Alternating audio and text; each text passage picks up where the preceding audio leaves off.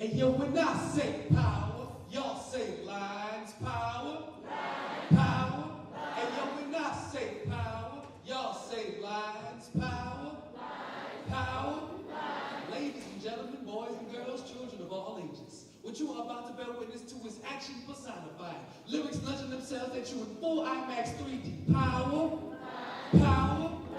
Lyrical gymnastics and fantastic raptures of verbiage. Onomatopoeias bounce off of trampolines, created by these wordsmiths. Power, power. Poets bringing you pure, unadulterated voltage. 7,423 gigawatts of raw passion, bringing a shock to your system and some light to your vision. Power, power.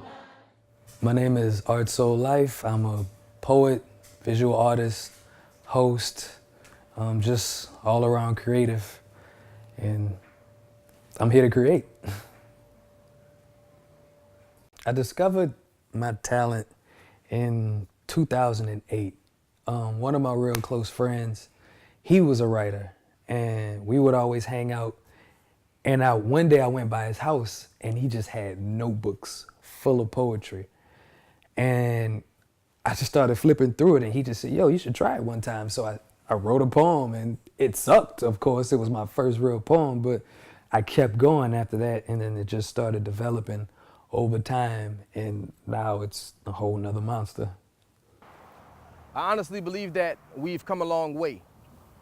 10 years and 6 months ago, we passed in the hallway, but I was bashful as always, and in class we would all say, who we crushed on. It never took long for me to think about your face, and even though we weren't close, I still felt like we were connected. Whether you fell on the playground or in love, I wanted to catch you, but then I had to move. You have no clue how that upset me, because the only thing I could do was hope that you would not forget me. But time went on. Time went by and time raced. But see, you never left my mind, because I was trying to find you on MySpace. Unfortunately for me, I couldn't think of your last name, so I just typed in Amanda and went through every last name. And I used every last brain cell to try to keep my pain well. You always seemed to cross my mind any time the rain fell. Looking up to the sky, hoping one day we can meet again. Hoping I can be your friend and be there for you to the end. I knew one day that you'd be mine. I made my mind up a long time ago. When we were on the honor roll, I knew that you'd be down to roll. If you fell down like dominoes, I pick you up like vominos. Then adios, we disappear just like a ghost. It's me and you against the world, girl.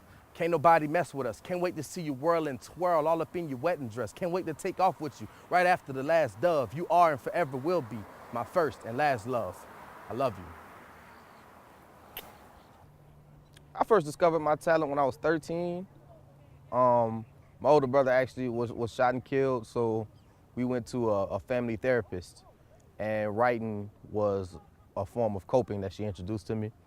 And that just really seemed like the only one that stuck out to me. So I gave it a shot. I ended up liking it a great deal. And from what people tell me, I ended up being pretty good at it. So yeah, about 13. I actually started writing poetry at a very, very young age. I was probably like 6 when I wrote my first poem, but 13 was when it took off. I mean, I wrote so much poetry, but it was really after Katrina when it started becoming more full of raw emotion, and I really started pouring all of my emotions into it. So the day the devil met me, he was dressed pretty funny, and he had this stupid smile, and he saw mine was broken, so he asked me to stay for a while. And for a while, I danced to his tune, I harmonized with his melodies, fell in love with his obscenities and his lyrical, complex identities. And for a while, I made excuses. I thought, not all of us are to be for naught.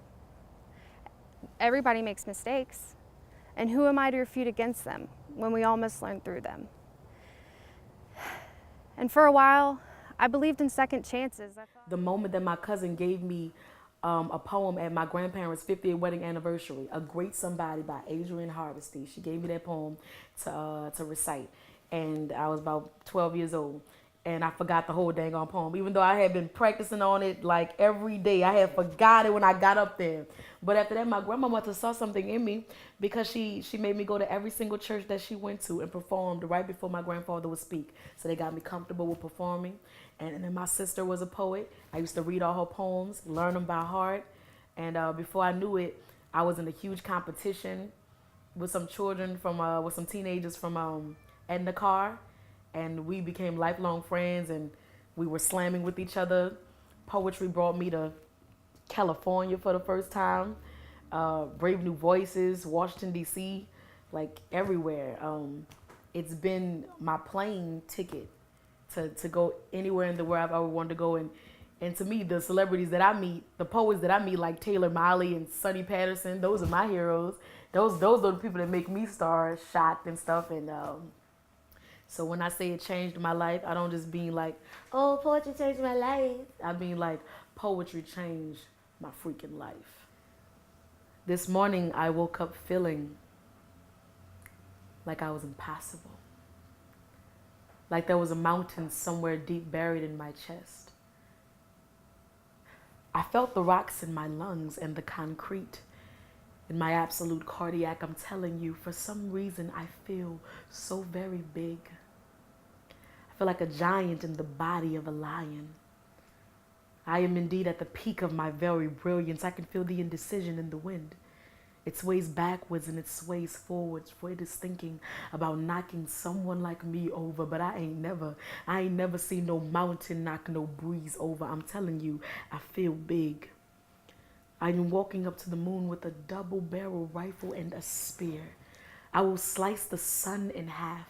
I will call a half moon's bluff. I bet if I rip the very center of the earth in half, I will find the heart to be tough. Now, ever since I was 12, the devil has been battering me ever since I was 12, because there's been a tricycle riding up and down my spine with a busted brake and a crooked wheel. I need a realignment in my back so my soul can heal. And most days I feel like oil, like a blessing with a leak, but like I want to spill everywhere. You know, like I want to leave a piece of God in your back seat. I want to ride the back of the devil until he buckles in his knees and I can feel him slowing down in our flight.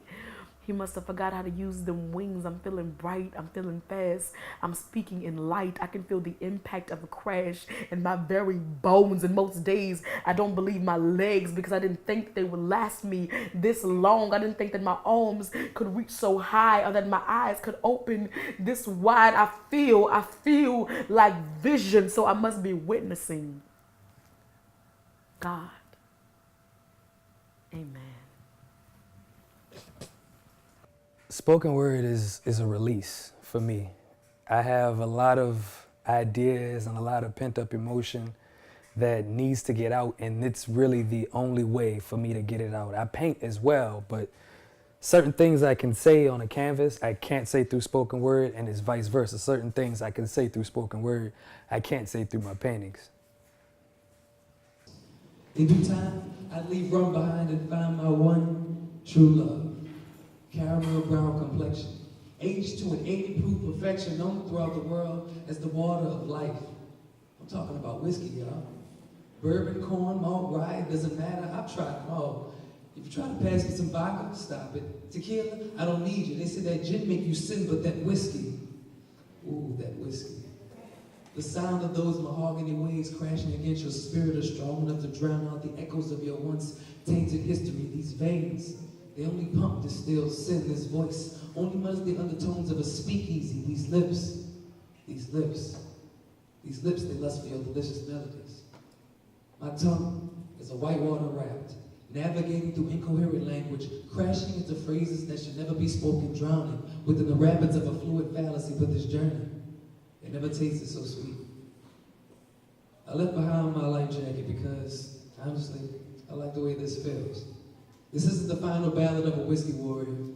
I only see life clearly through empty glass bottles and beer goggles. They say that life is a jagged pill to swallow, but I will tell you this, that if you chase it with a shot of whiskey, it'll go down much more smoothly. Thank you. It affects me because it's a stress reliever. You know, if I'm having a good day or a bad day, I write down how I'm feeling exactly, and You know, it helps me cope with a lot of things, a lot of, you know, everyday struggles, and, you know, and I enjoy the inspiration I can provide for other people.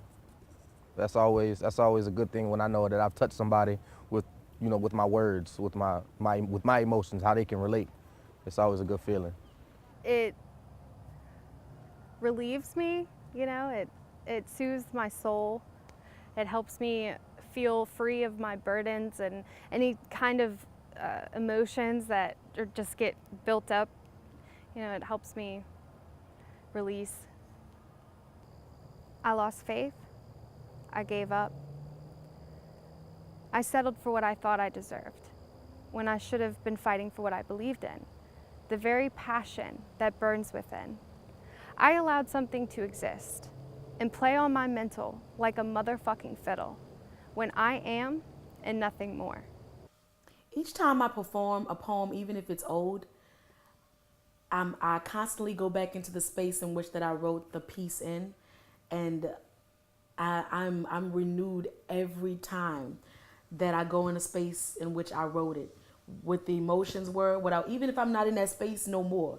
You know, spoken word, when you perform a piece, it demands your attention to go back to that emotional space that you wrote it in, so that you can perform it with the same intensity, and so that people can truly relate to what you're trying to convey. So if you have to go back to a place of being a victim, or even being triumphant, even when you're not feeling that way, in order for your poem to get across and for your poem to touch people, as well as obviously explain your truth, then you have to go back to that space. So it really affects me, you know, every time I speak a poem, you know, no matter what it is, I have to go back to that place, but I'm always freed as well, you know, it's free.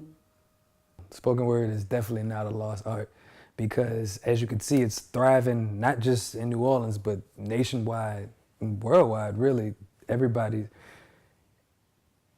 Because I want to say that it's not a lost art because so many people appreciate it, so many people gravitate towards it, and so many people need it, not just to hear it, but to do it and to help organize and get all of these people together to share their emotions. So yeah, it's definitely not a lost art. It's really thriving right now, I'd say.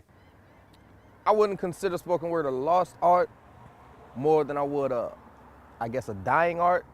I feel like a lot of the youth is not so much as interested as, you know, other people might have been, but in certain communities it's still thriving pretty strongly.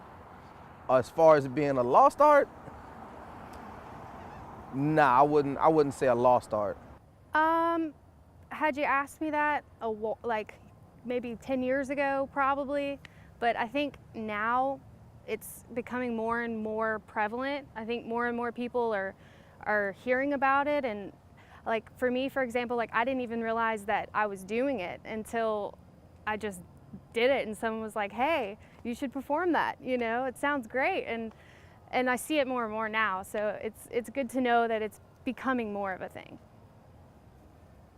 Spoken word is derived from issues already going on in your regular neighborhoods or going on with individuals just by themselves.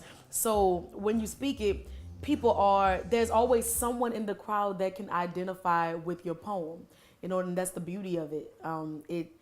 You know, it always translates because it comes from an emotional place, I believe.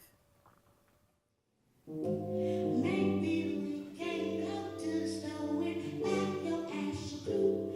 I heard they got some I miss the on sale, or maybe we can buy it too. I heard your mama showed your that I'm young till you were 22, and your sister washed your laundry.